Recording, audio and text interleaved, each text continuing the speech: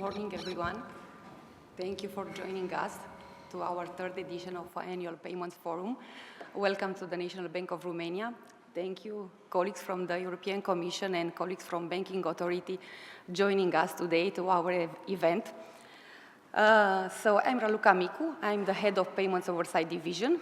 In short words, we are in charge with all the elements related to payments and security of payments, and also promoting the good functioning of payments in order to maintain public confidence in the financial system.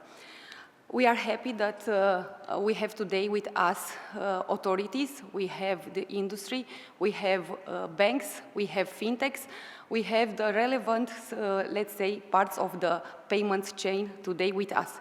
We have colleagues from central banks, from Moldavia, we have colleagues from other authorities in the European Union, so thank you all again for joining us today. I am delighted to present the panelists that we have today in our first discussion. The first panel topic is actually overcoming challenges of a rapidly developing industry. Of course, we are referring to payments when we are saying industry. Thank you so much. We have Mariana Figueres. Thank you, Mariana. Mariana is the representative of the European Commission. She's a member of DG FISMA team involved in actually, let's say, amending the Payment Services Directive and the new Payment Service Regulation. Thank you, Mariana. We have Dana Dima. Dana is the Vice President of Banca Comercială Română. Thank you for coming today. We have also Dorian Petrovic from Banca Transilvania, coordinating the retail area. Thank you. And we have also Gabriela Folcuț, the Executive Director from the Romanian Banking Association. And we have two industry representatives. We have Jochen Metzger, actually former director for payments department in the Bundesbank, and starting this year, let's say, joining at startup and fintech industry. And we have Nicholas. Nicholas is the co-secretary of the European Digital Association, Finance Association. Thank you for coming, Nicholas. It's also a new role for Nicholas. So, to this being said, let's take the opportunity to actually start the third edition of the Annual Payments Forum. And if we think that we are talking about challenges in the industry of payments, I will have the pleasure to start with Mariana. How is the European Commission seeing the challenges brought by, let's say, developments in the payments market, especially referring to fraud and open banking, and what is bringing new on the table in order to address these challenges, the new regulatory framework? Thank you. Good morning, everyone, and thank you, Raluca and the team, for the invitation and for the wonderful panel discussions that are ahead of us. Indeed, these two challenges, open banking and more generally related to innovation and fraud as a challenge that we are facing still, are at the center of the work that we in the Commission have been doing in reviewing PSD2. With regard to open banking, it's important to remember that innovation and promoting an innovative payments market where, in particular, solutions to diversify payment acceptance and to increase the efficiency of payment acceptance on the merchant side, I'm thinking in particular, was one of the pillars in the retail payment strategy that was adopted in 2020, and therefore promoting this innovation, in particular via promotion of open banking, was at the center of our review of PSD2. PSD2, as you know, laid out the legal framework for open banking. Of course, the activity already existed, but PSD2 really came to lay down the framework of rights and obligations of the different parties of the open banking ecosystem. But despite this, we saw when evaluating the PSD2 that the market had not developed as intended, and that those benefits which we saw at the inception of PSD2, again, in this regard, increasing competition, lowering costs, had not been reaped. And in that sense, when reviewing PSD2, where we try to remedy two problems. First, of course, the problem of data access, access to payment account data by third-party providers, by the account information service, by the payment initiation service providers. And here, I think, well, the result of the evaluation is no one is really happy. The account servicing payment service providers were unhappy because they have invested in APIs, well, in some cases, the TPPs are still relying on the customer interface to access customer payment account, which has costs maintaining what was supposed to be a fallback interface.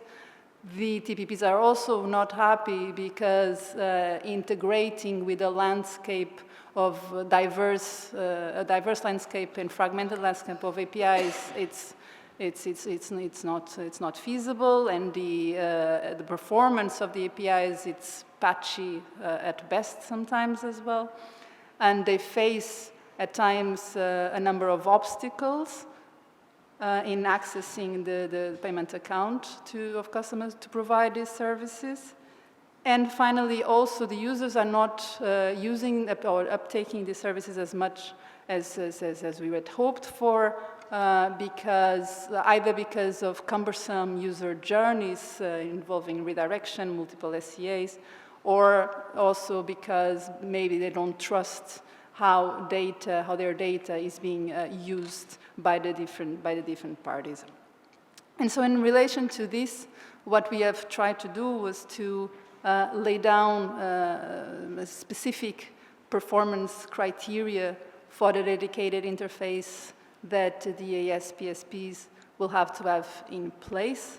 And by the way, in relation to this, we are also introducing, laying down a mandate for the European Banking Authority to specify criteria according to which the exemption for SPSPs to have in place the dedicated interface will have to really try to curb what was before a rather discretionary process of exemption from the obligation to have a dedicated interface in place, and to really curb this divergency which we saw in this regard across member states.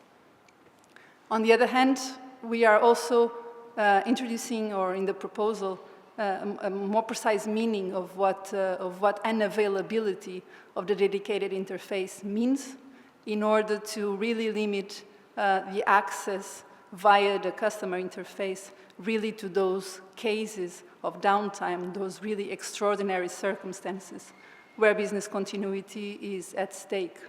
So we really want this access via the customer interface to be indeed an extraordinary circumstance rather than the norm. And also on the data protection front, to really strengthen users' confidence in that front, we are introducing this requirement for PSP to put in place a data access management dashboard. And this is a really important tool to increase users' confidence by allowing the users to have really an overview and readily control the access permissions that are granted to third-party providers. But we also saw, when reviewing PSD2, that perhaps one of the reasons why PSD2 has not been as successful with regard to open banking is enforcement of the rules. And in that regard, we have sought to really strengthen provisions on enforcement with general provisions on enforcement concerning, in particular, the application of sanctions to specific infringements, in particular with regard to a list of prohibited obstacles, which we have laid down, taking into consideration the work by the European Banking Authority on obstacles that have been reported by TPPs. And also with a dedicated article on the role of authorities with regard to the enforcement of open banking rules.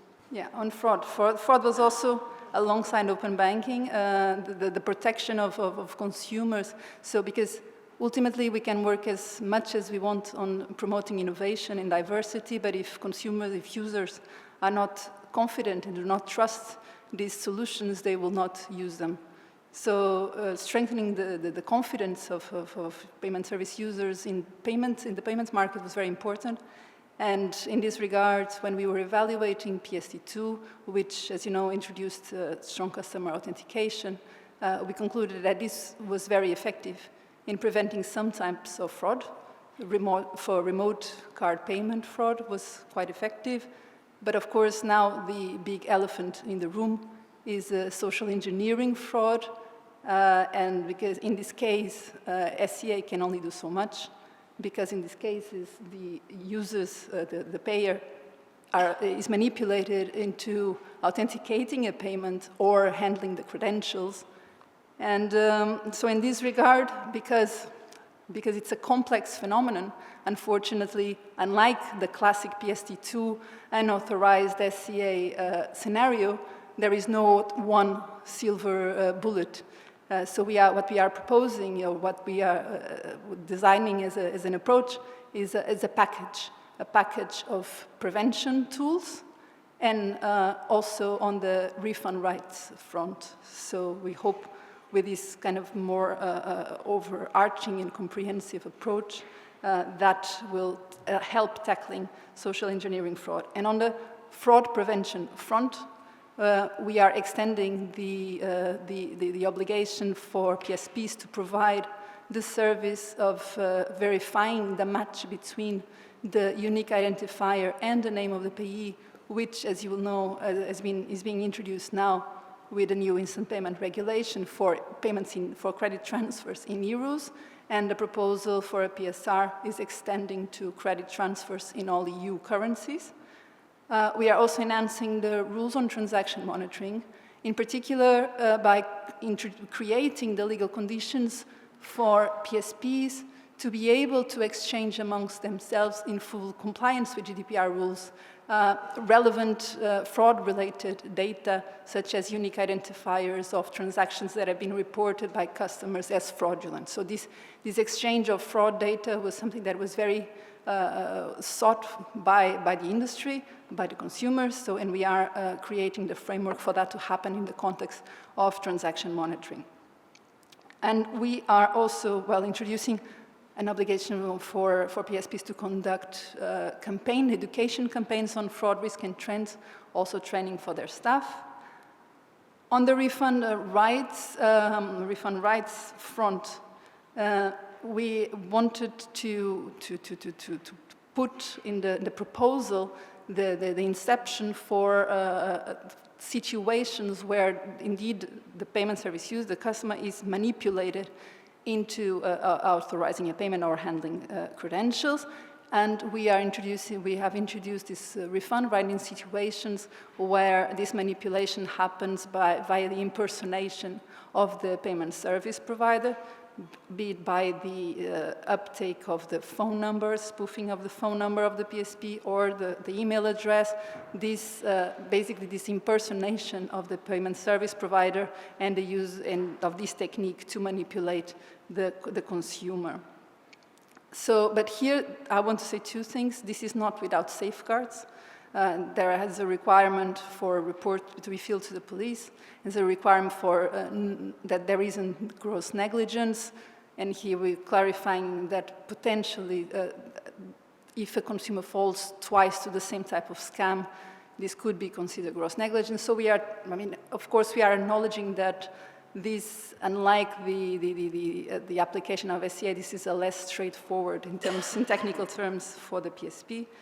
And we also introduced and are working with the co-legislators to see how it can be improved in substance, a framework for cooperation with other parties that are inevitably involved in this fraud chain, in this ever more complex fraud chain, such as the providers of electronic communication services, in the cases of spoofing, where caller ID, where email addresses are indeed taken by fraudsters. Moving to Dana, how actually banks succeed today in overcoming the challenges, maybe the most important challenge to maintain the trust of their clients, having all this technological innovation, having all these, let's say, new frauds in the market. How are banks doing? First of all, I am glad to stay here to discuss about this, and after Mariana, because she presented very well the environment, I think first of all, I want to start to say that I am proud that I worked for almost 28 years in Romania in this market, and I saw it everything from the scratch till now. Because when we started, nothing was digital, yeah? Now we discuss the transactions done in a few seconds.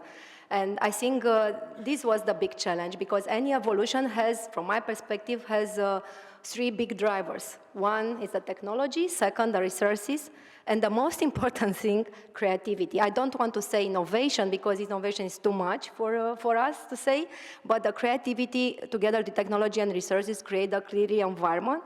And yes, I'm super happy to discuss about this, because this creates a different approach on the market, and I think everything what we developed in the last years, more years, yeah, it's part of this integrated approach between the technology and creativity. And coming back on your question, and I think before to start to discuss about trust and current situation on the payments, I think we need to discuss about how the technology helps the bank, because looking on the dynamic, it's important to be flexible and to easy to adapt to the needs of the clients, because also the needs of the clients evaluated, not only the technology.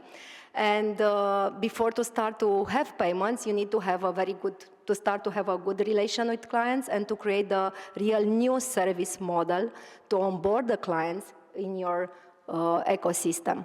And yes, the technology helps us to build a new business model. And I'm happy to say that when we started in the new ecosystem in BCR with George, I remember 25th of October 2018, when I said, with this ecosystem, we'll change the business model, we change the life, we'll reinvent the life of the people. Cloud solution and web services help a lot the bank, but I don't want to forget, because we discussed about fraud, what means the data technology. From my perspective, it's based on how you develop the system. The data technology helps for predictability, for prevention, for fraud prevention.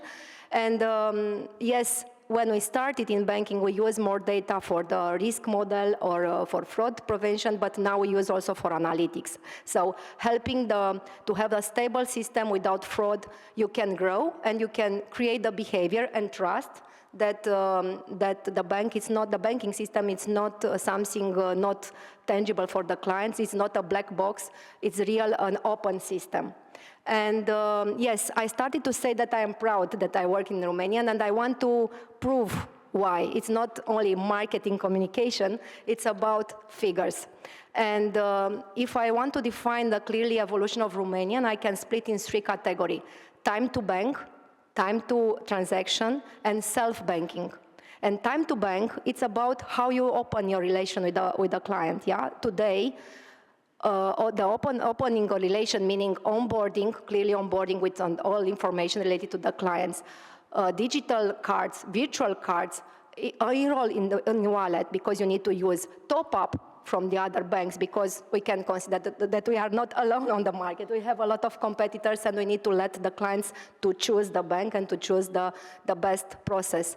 All of these are almost 10, 12 minutes. 20 years ago, 30 years ago, we discussed about days, hours, how you can open the relation with a bank. So it's a big, big evolution. On the time to transactions, I'm again proud to say that, and we have together also the cards organization, International Cards Organization, Visa and MasterCard. We are already on 98% NFC transactions in total. Do you know where it's Europe? 85. Yeah? So this means that technology helps us to evaluate faster than the others. We discuss now about NFC transactions. We discussed today about transactions in few seconds, instant payments, because we had a very good process in Romania, and I can compare with the countries from Erste Group. We are far away on this. And we are proud to say this because in 1995, when we issued the first card in Romania, we didn't believe that Romania will be here after 30 years. And yes, time to transaction, it's important because create the behavior. And I said about contactless transactions and NFC, and I want to share with you, and I hope that a part of you know already, that Romania is on top, I don't want to say on the first, but on top position, of course, on first, take into account the number of transactions with the NFC solution, payment solution in the public transport. Why? Because we are extending a network on the payments public transport solution in 17 cities. And I am happy to say that BCR, together with our cards organization, developed this solution for our Romanian people. And more than 500 million lei are managed today by these transactions. Do you know what's happened with this? The clients changed the behavior. With more than 90%, 20% more transactions because they started to use this in the public transport. It's fantastic how the behavior is changed only by technology. And this is the message for all of you. Let the system to be developed, let the technology to be developed, create the trust because it's really essentially, and let the people to understand and create not only financial education, and because we can discuss also about financial education, but it's not only about this.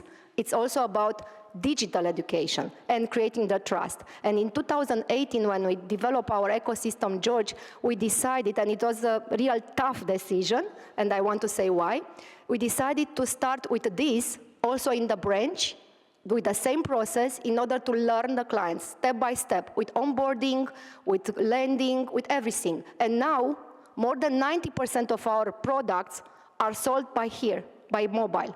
Assisted or not assisted. And the behavior was changed dramatically.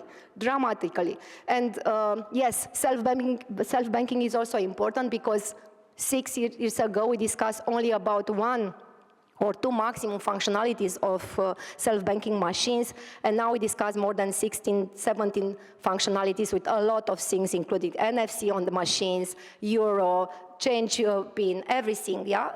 It's fantastic how these 3, time to bank, time to transactions, and self-banking were developed by technology.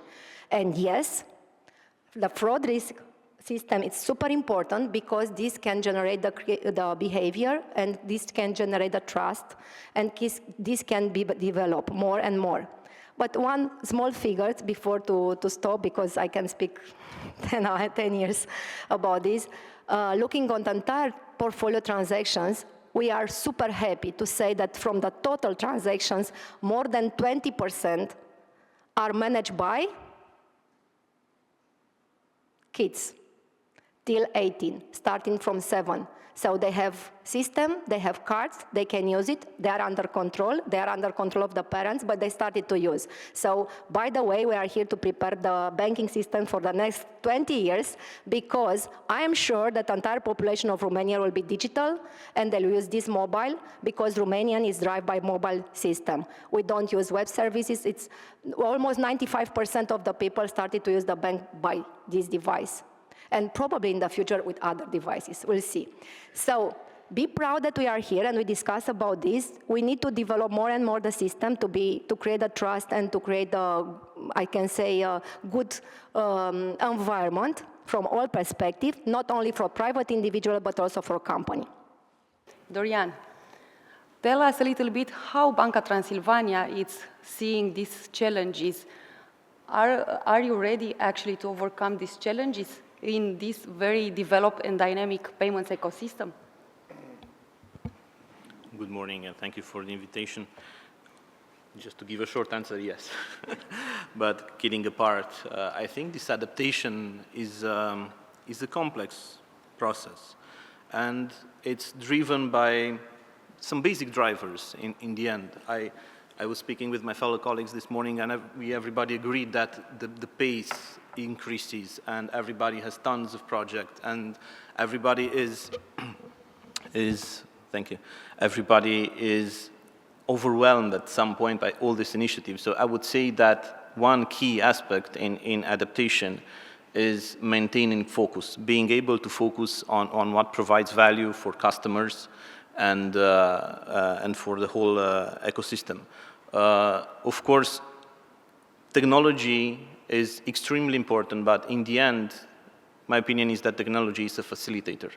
It's technology for the sake of technology does not make sense. AI in itself will be a facilitator exactly like all the other technologies before it. So at the core of this is our people and their ability to adapt, the persistence, resilience, and the willingness to try, sometimes fail, but every time learn from the experiences. So this is very important for us, building the right mentality to adapt and to use the evolution of technology, because as Dana said, in 20 plus years of this industry, we came from magnetic stripe to nowadays to millions of transactions being processed in one day, a lot of technologies.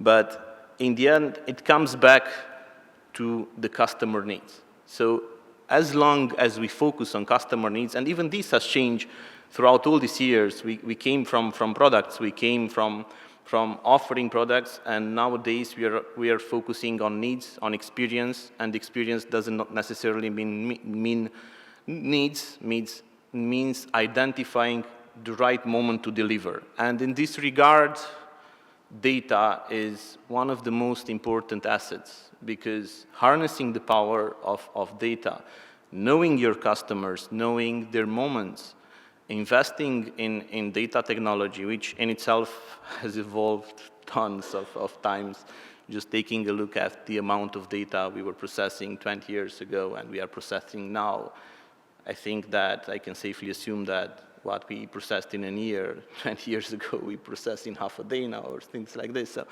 evolution in data and investing in the harnessing the power of data is extremely important. And as my colleague said, nowadays trust is at the core of everything, and it's logical. We are dealing with one of the most important resources, people's money, and this is emotional, and they have very high expectations in this regard. And we can have the best products, we can have the best technologies. If we do not gain trust, nothing will stand in this ecosystem. And trust is extremely hard to gain and extremely easy to lose. So in this regard, I think that security, transparency, compliance are key aspects that every player focuses, and of course we ourselves focus on this, and collaboration with our fellow colleagues from the industries, with authorities. All this need to build the trust of our customers. And of course, sustainable and ethical banking is extremely important. And on the trust side, you can have the best technology to protect your customers. Always, in my personal opinion, the best protection was education. And we must all invest, and we have invested a lot in education, in educating our customers, in educating our kids, as Dana said, because this is one of the most important and wonderful things, that the democratization of financial services went not only to, I don't know, rural areas and people with less access to financial services, but to kids. And kids are extremely dynamic, and they are very demanding, and you need to capture them in specific ways. And we have invested a lot in this with our tools and PTPay and Kido, and yeah, this is definitely a future, and the protection of us all stands on education. I'm moving on the other side of, of the table, let's say. Nicholas, how the things are seen from the FinTech Association, Digital Finance Association in Europe.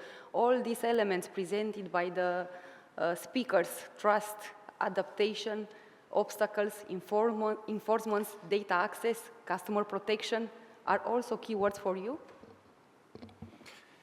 Thank you. Indeed, first and foremost, I would go back to when Dana said being proud being Romanian.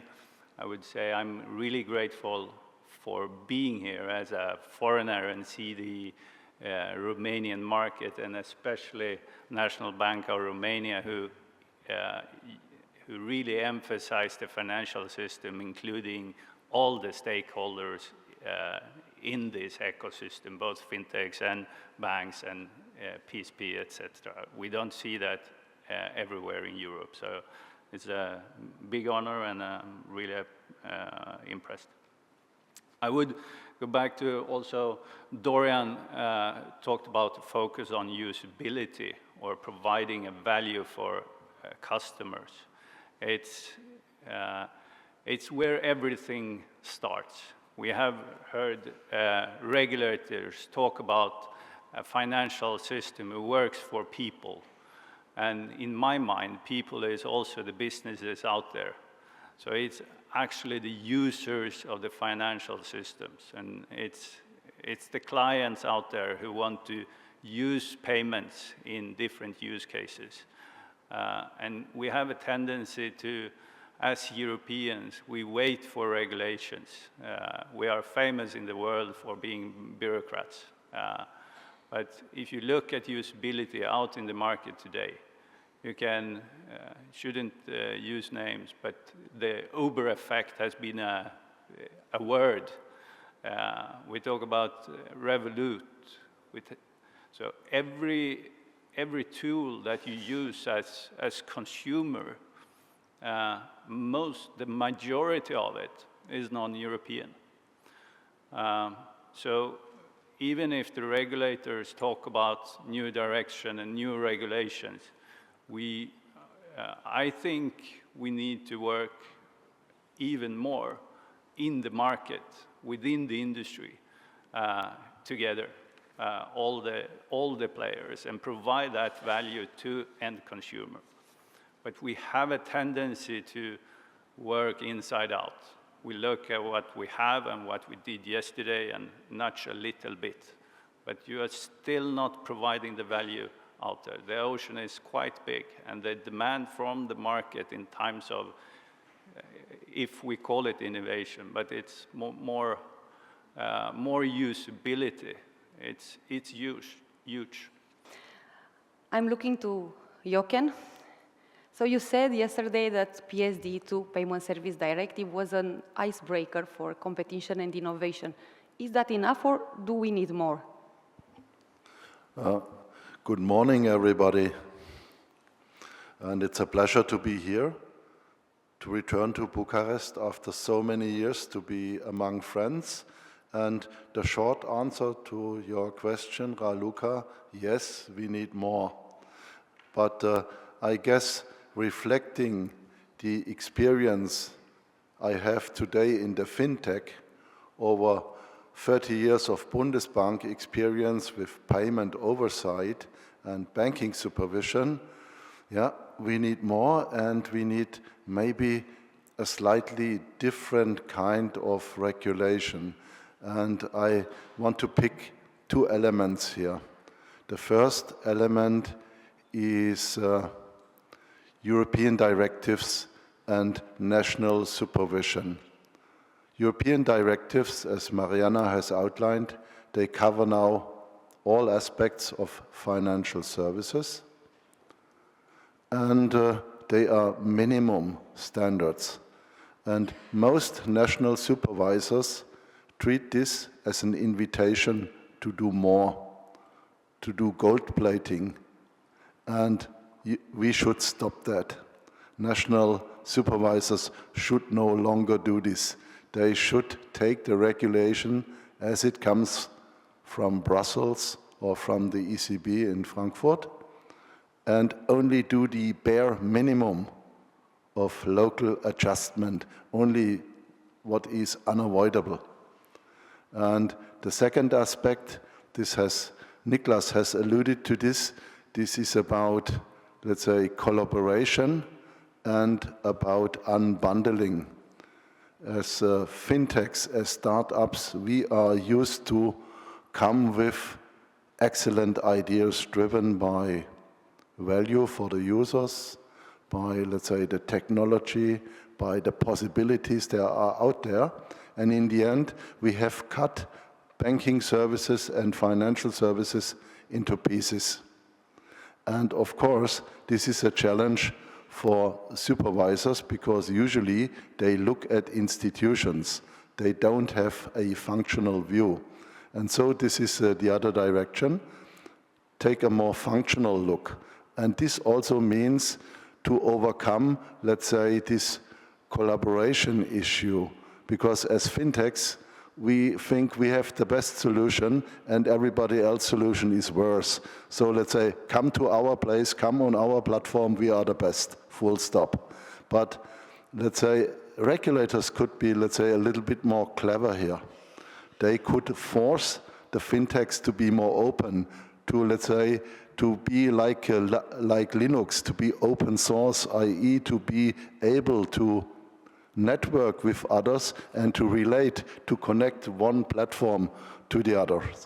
So this is my wish list for the regulators. Try to be more functional, no gold plating, and force industry to collaborate, because a lot of things we have done is cutting the services, unbundling into pieces and making the pieces more convenient. Put everything here. And the buck does not stop here. Also, I guess for fintechs, we have to do something because, let's say, regulation is not fast enough, not coping with our possibilities and ideas. So doing away with regulation is not the answer. This is not an option because we need regulation for the protection of the users and we need it for the protection of financial stability. So fintechs need to cope with it. And this means we should take out a license, even if, strictly speaking, we may not need it for the part of the value chain that we are covering. But let's say we are a fintech, a startup, now CM, and we have unlicensed activities and licensed activities. And we went through the pain of taking out 2 licenses. Why do we do this? Because, let's say, this enables us to grow and to scale and to do almost everything, and still our regulators are broadly happy because we are also, let's say, willing to show them the bits and pieces of what we do, which do not exactly fall under the scope of the regulation. But supervisors need this. They have to take a more holistic look when they look at an entity. So we have to help the supervisors as well. Fintechs have, let's say, to find a strategy to get a license, even if, strictly speaking, this would not be necessary. Then this is a kind of myself reflecting the experience of fintech against the experience of having been a payments overseer and supervisor for many years.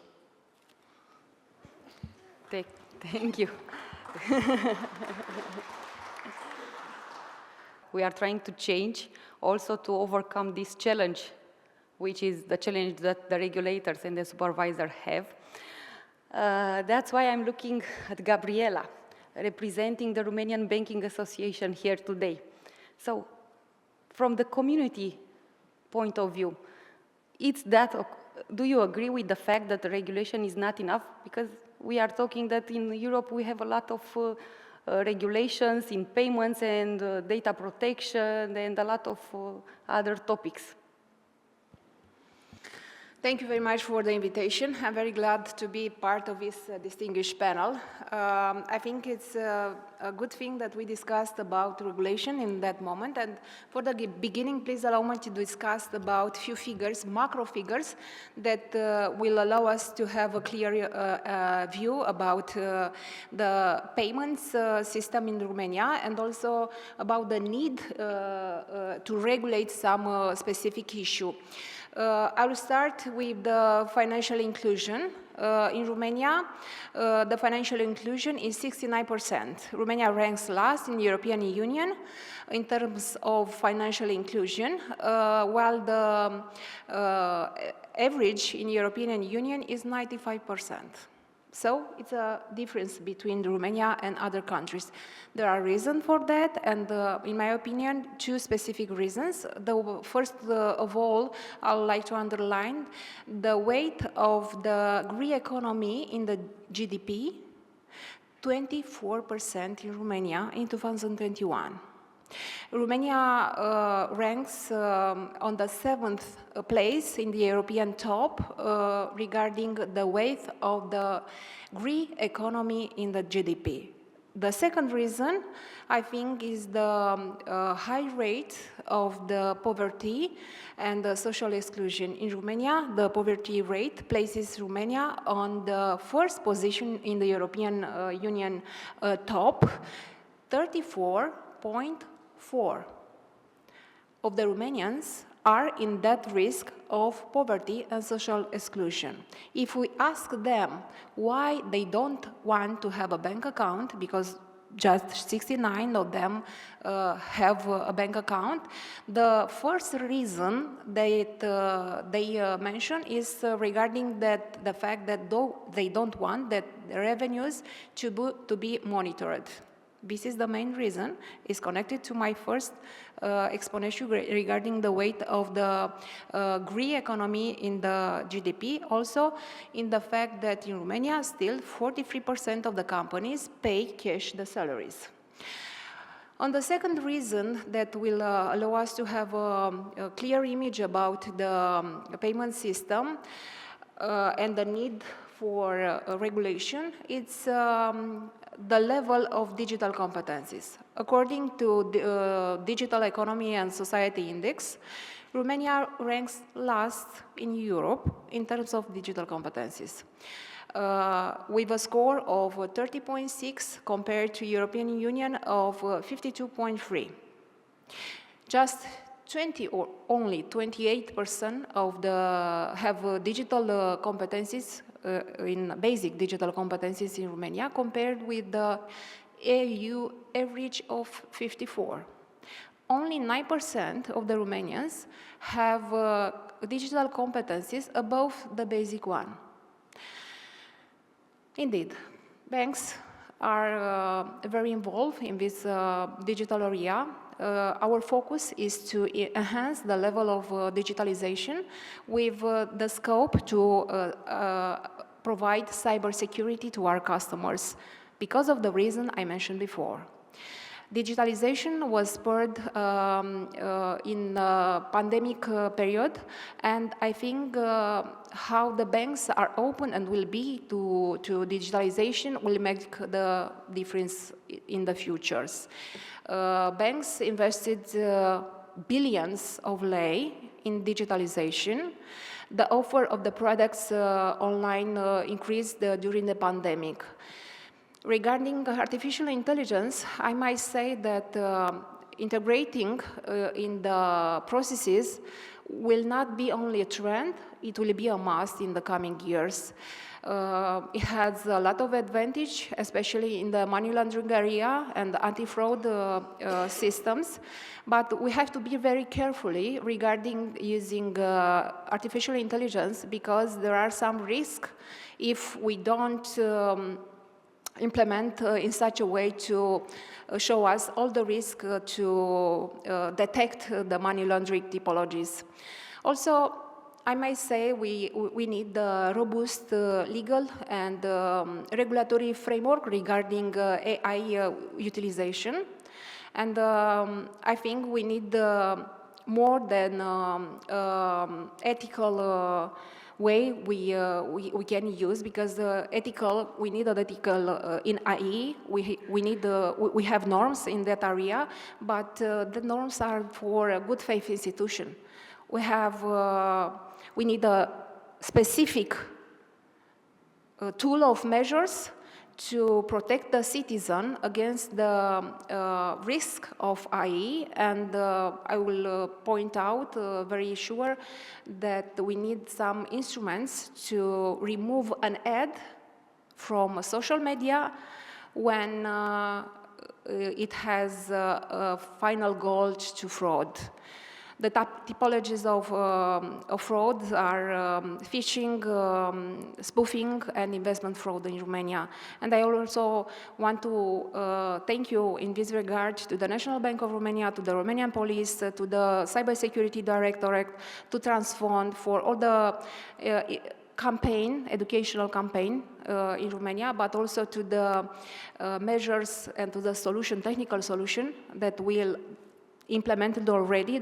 So we need to do more to answer to your question, not necessarily in terms of legislation, maybe sometimes legislation, maybe sometimes a better collaboration, and to implement a focused solution to protect our citizen. Indeed, we are working so hard today in order to, let's say, have some awareness campaign for citizens, but also in order to be able to make all the systems and all payment service providers to be able to protect the customers from fraud. It's very important for us. We are trying also to support innovation. As you may all know, we have the FinTech Innovation Hub at the Central Bank. We almost have finished the assessment for another type of instrument that will be launched for supporting innovation. News will be when the final decision it will be taken. So answering to Jochen remark, we are trying to be a little bit functional. We are trying to change. We are trying to run a little bit fast. And that's why we think that it's important actually to do more than we are doing today. But coming to Dana, Gabi said that a lot of elements that she identified that the industry has to implement or to look a little bit deeper to that elements. How from your point of view, what can BCR do better? Thank you. I am again glad that I can speak after Gabriela, because I like the debate. This is the evolution. And my debate with Gabriela is the one related to the evolution. So we started only 30 years ago. If I compare with other countries, our evolution is like this, their evolution is like this, and almost flat. I don't want to say decreasing. So if we have 60% or 60%, it's a debate, the professional debate, yeah. Not because the figures are there, but we need to also to see the trend, yeah. Looking on our trend, being later in the evolution on the banking and financial inclusion, I agree with you. We are not on 95, but we are almost on 70%. And what I don't agree with you, it's the fact that we have the technology everywhere. I invited you to visit the country from the mountains till the seaside and to see the small kids with this phone device in their hands. And I visited this country 30 years ago and nothing happened on here. Yeah, so this not means that we are not there, what you said, but I want to say that we evaluated a lot. And yes, we are not so, I can say, educated from the perspective of high-level education. But I can tell you, compared to our countries around us, and I can speak about the countries from the group, yeah, Czech Republic, Slovak, Austria, Hungary, we are not far away of the education, depending how you define the education, yeah? So, and education can be by school, or can be by technology, or can be by people. So we need to, exactly what I said, we need to put all together in order to increase. But I'm not so pessimistic that we are far away. Sometimes the figures clearly prove the reality. Sometimes can generate the potential to grow. So We need to look on the potential to grow. And I said every time, Romania is a real country where we can grow. And compared to others who are there, why not to invest more? And now coming on what you said, that we are, of course, the regulation need to follow the technology. We took this responsibility because you asked about the BCR. Yeah? We took this responsibility to a little bit push both fintechs and regulation to do more in order to open the bank for the clients. Because the future is about open banking, which from my perspective, and this is why we invested a lot, and it's a important pillar of our strategy, open banking, in order to create a different ecosystem than only financial services. And that can generate also the education, can generate also adoption.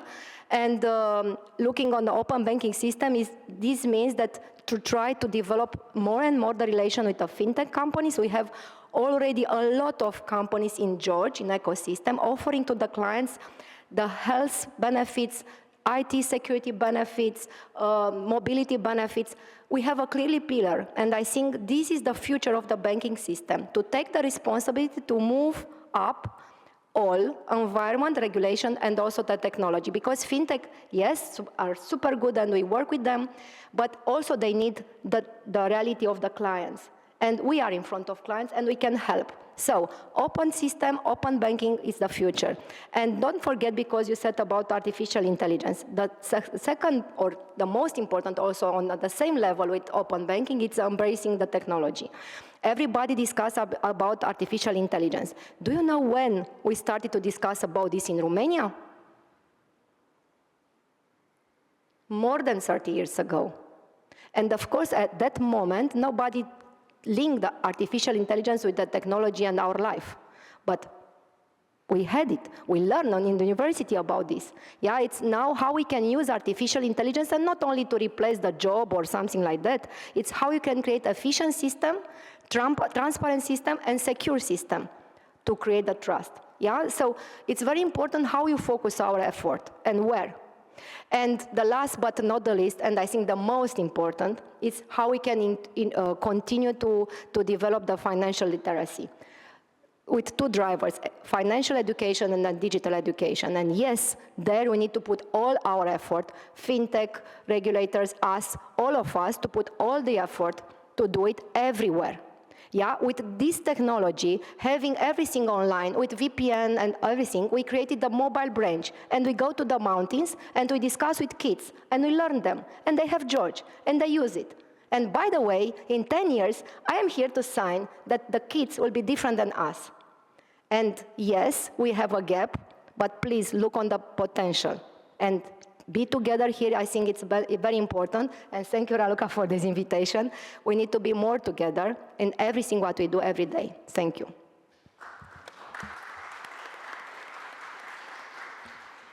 AI is the best way to express this. Generative AI has reached a place in which people perceive it as a threat, but it's a facilitator, and it's exactly like the internet. We will be able to harness this power as long as we manage to keep another important balance, which Mr. Metzger very nice described it, between innovation and regulation.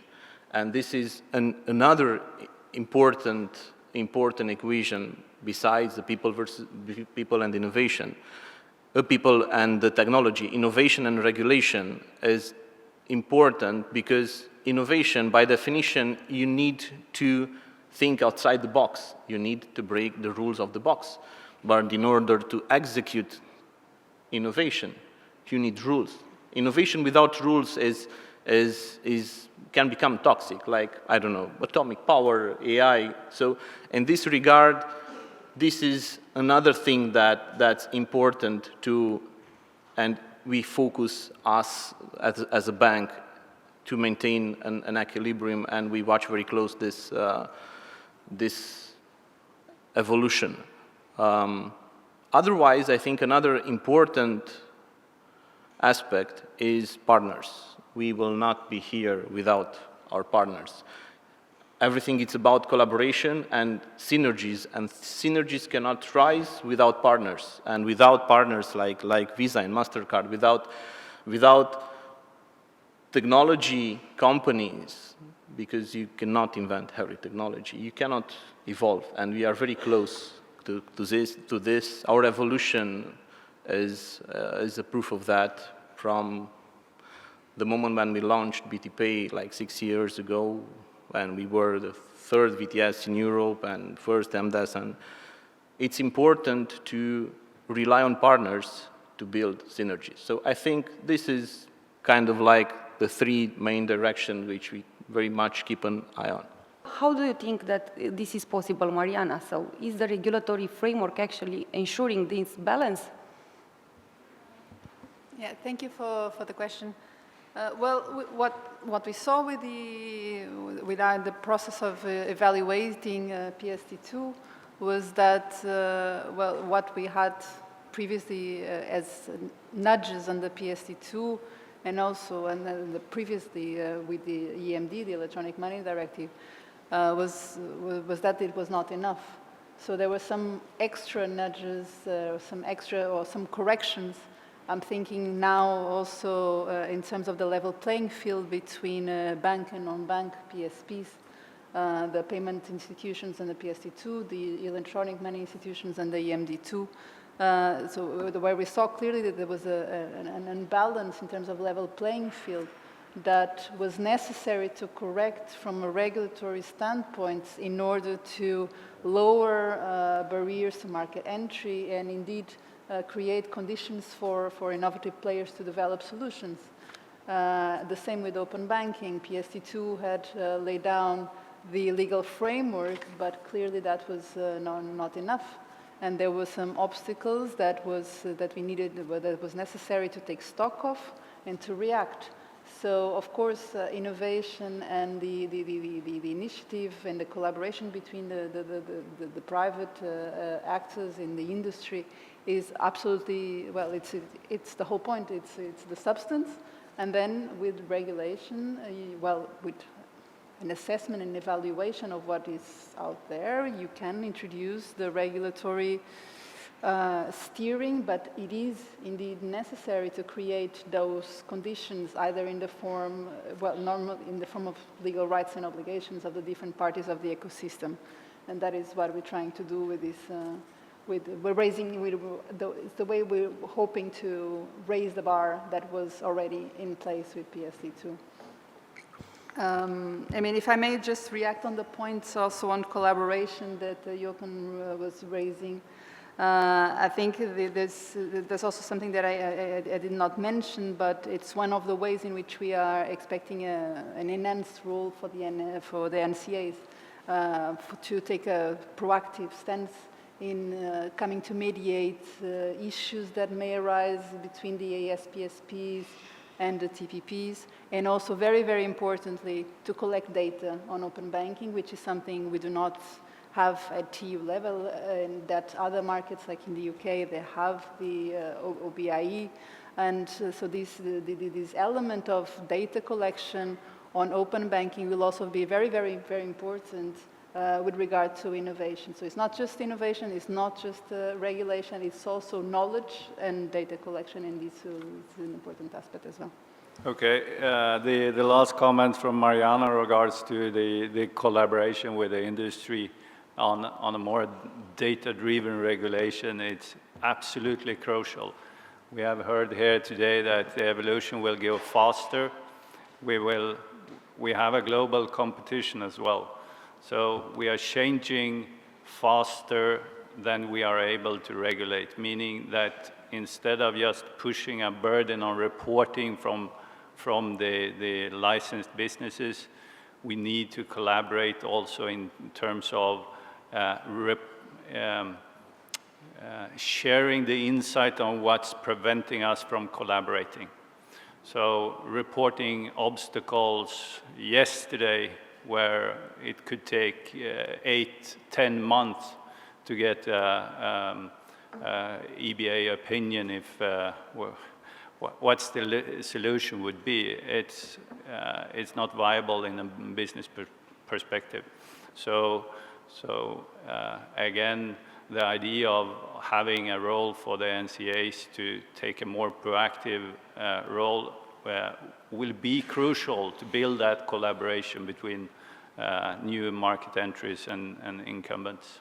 So, yeah. But in terms of PSD3 and PSR, we are still not there.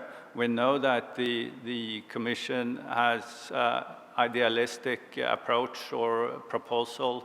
We saw during the European Parliament voting a few months ago. It's rewritten. We are waiting for the position to the European Council. So I wouldn't say I'm pessimistic, but we don't yet really know how this look like. The trilogues will begin after the summer sometimes. So after Christmas, maybe a Christmas gift. So I'm waiting. Please allow me to present some figures because I'm an economist and I like figures, so I will give you positive figures this time because I'm very realistic as a person.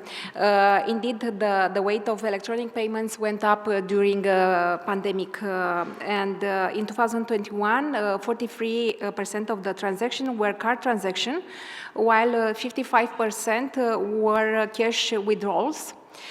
These figures represent an increase compared to 2017, when the weight of card payments stood at 26%. But in June 2023, the value of the card payment transaction is issued by the resident PSPs was close, and I mentioned once again, was close to the value of the ATM cash withdrawals. More exactly, 96%. That's a good thing for Romania. So to clarify, what can we do better to enhance the financial intermediation? We need to enhance the financial education, and we'll do it as we do it until now, together with the National Bank, together with the banks, together with the Education Ministry, with the Finance Ministry, and other authorities on digital education, with the police and the cybersecurity. We need to enhance collaboration to protect the citizen. Thank you. So, Johan, Dorian said that we are facing global competition. Yeah. What can we do better from this point of view? Closing remarks short, please. In competition, I think we could do better in, let's say, forcing openness and, let's say, bringing more standardization. I would like to take up the challenge that was put up by Diana and by Dorian, because I'm sitting in the middle. And the regulators and the industry associations basically seem to agree with my proposals. But Diana was not exactly in agreement, and Dorian also. He said, okay, collaboration means, let's say, not only to look at the fintechs, but let's say that banks have something to bring to the table. Yes, they have. Because as fintechs, we can do the better apps, no question. We are faster. But what we cannot do is provide the trust and really maintain the customer relation. The clients are with you, and they have the selection between 10,000 apps. You can help them. Yeah. And you can, let's say, kind of do the model by saying, okay, this is what fits nicely together, this is what works for you, and you can also, if the client has a problem, if the app is not working properly, if there is some mishap, you are the one that could, let's say, help here. And then if we reflect this on competition, so what do we need to do? We need to put the incentives right, that banks and fintechs are collaborating in the way I have described. And there we could do a little bit more. Some banks still have this view, okay, my client, I have him, I squeeze him, I kill him if necessary.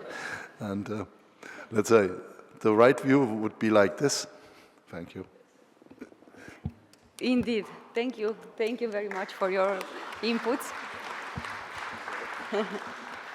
It is very good and nice to see this panel. And I want to put the question to Mrs. Figuere, Mariana, let me put it this way. It's cool and very interesting to have DG FISMA coming here, because not only the National Bank of Romania of the Romanian FinTech Association, I'm president of the Romanian FinTech Association, and also co-founder and CEO of one of the European TPPs, regulated and passported in all the 30 European countries. And we already work in 15 countries as a TPP. Yeah? One of the things, and I'm very happy that you come here and say that there is a need for enforcing the regulation, even speaking about penalties. But you know, as a TPP, we are not happy to see banks being fined. What we are happy is to see banks that are replying to our incidents tickets as soon as possible.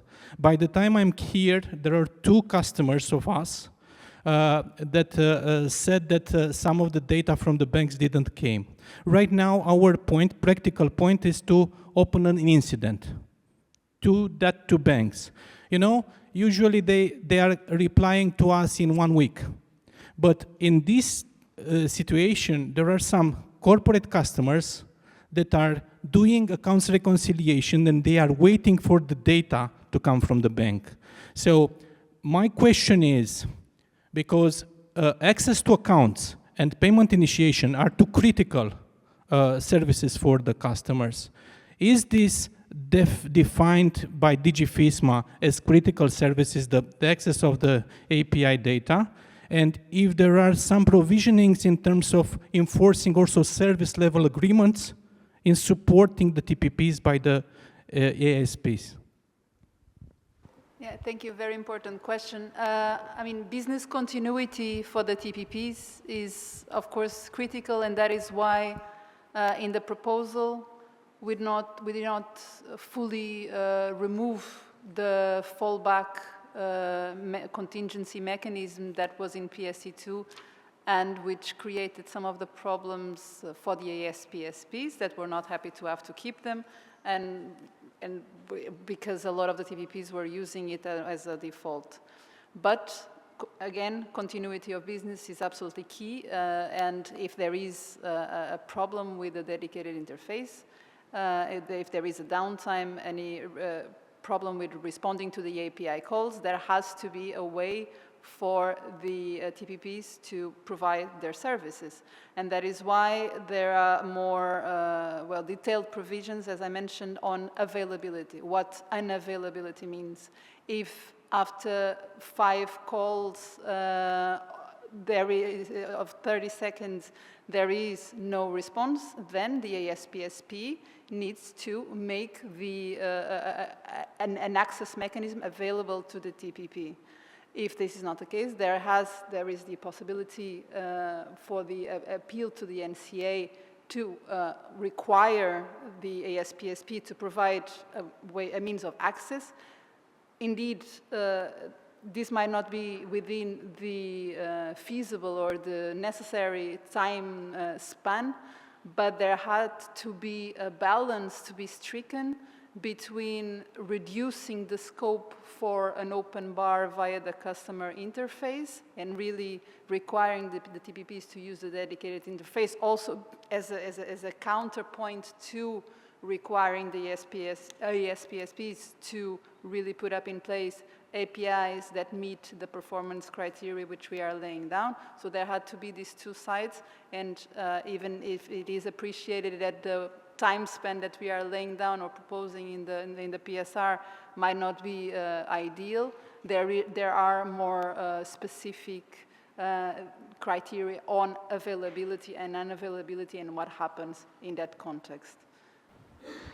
When we see that it is unavailable, okay, we have this issue of going to the NCR and make a complaint. We don't like this. We don't want this. It's a work for us. It's a work for NCR. It's a work for the bank to reply on the compliance side. What we would very much like is that to be considered a critical support service, and the bank should reply in 1 hour, because, you know, if somebody wants to pay through API at the shopping mall, at the parking exit, if they cannot pay, the parking exit of the shopping mall is blocked. Yeah. So this is a critical thing. Yeah. Or if one of our customers is the biggest utility company in Romania, if the biggest utility company in Romania wants to pay its salaries to thousands of people employed, then and it doesn't work, then they cannot pay that salaries because the API doesn't work. So if I do a complaint to the NCA and then the bank is fined, this is not a cool process to be. That's it. The point is taken, and we did introduce in the text this undue delay that the ASPSP need to provide a solution for that particular time frame where the dedicated interface is not working. I mean, this is still up for work with the co-legislators to improve the text, because we do understand that there is a balance to be stricken there, because also on the side of the ASPSPs, there has to be also some degree of incentive for the APIs that are in place, and it cannot be, again, as during the PSD2, where it was, in some cases, basically an open bar for TPPs to access via the customer interface. So that there is a balance to be stricken there. The point has been taken from the TPP sides, and we are working with the co-legislators to really improve that and to achieve the best balance possible there in that regard. So thank you for the question. Thank you. I'm sure that we can discuss a lot on this subject. Also, we will have a coffee break after the next panel. So I'm inviting the next speakers. They will have some discussion on thinking forward, preparing for tomorrow. I'm sure that Cosmin already noted our keywords. We have trust, collaboration, client protection, and access to data. We have panelists presenting some account-to-account payment solution developed by the Romanian market. We have some fintechs also. We have European Banking Authority. So please allow me to welcome them. Thank you so much also for being with us.